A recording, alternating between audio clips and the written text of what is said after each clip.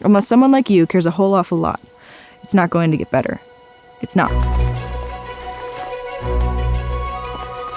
My name is Erin Bergen. I am a master's student in the Integrated Biosciences program. I'm doing field research for my master's project, and I have 2 sites where I measure oak trees.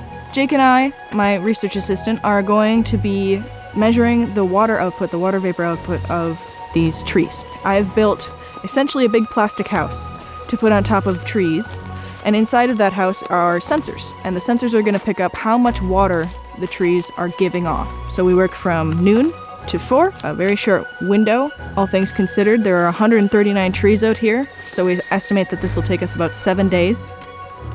With hydrology, no one's really connected, to our knowledge, no one has connected the water use of different types of trees to the hydrology of the watershed in the context of climate change.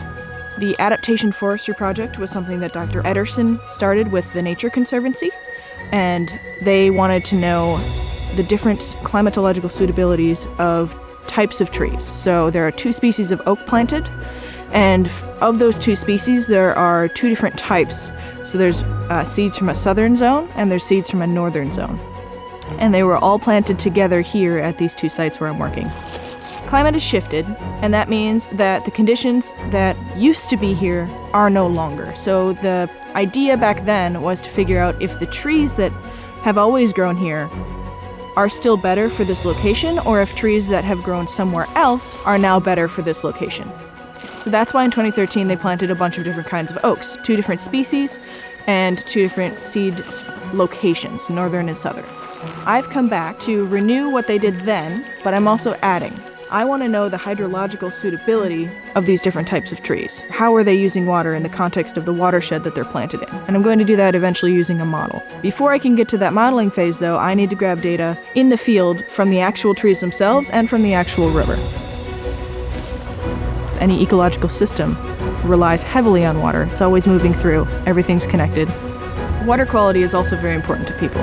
It's not just recreation, it's our drinking supplies. It's the foundation of the ecosystems that would bring tourism or help us just enjoy our home. Any sort of wildlife that you want to maybe hunt, shoot, or take pretty pictures of is relying on an ecosystem to be intact and healthy.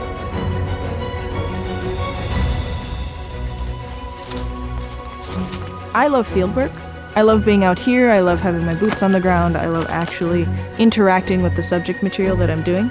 I don't think that it ends with me, and I don't think that it starts with me. So I want to make sure that I leave things better than I left them.